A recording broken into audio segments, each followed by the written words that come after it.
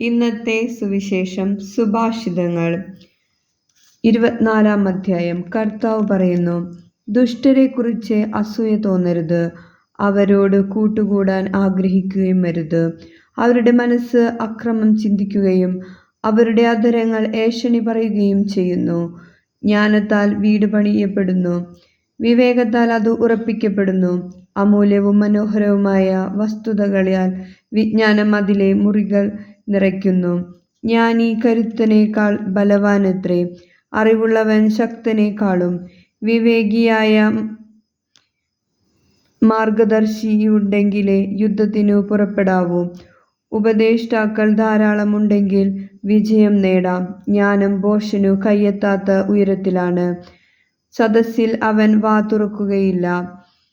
തിന്മ നനയ്ക്കുന്നവൻ ഉപജാപകൻ എന്ന് അറിയപ്പെടും. ഭോഷൻ ആലോചിക്കുന്നതെന്തും പാപമാണ്. നമ്മുടെ കർത്താവായ ഈശോ മിശിഹായ്ക്ക് സ്തുതി.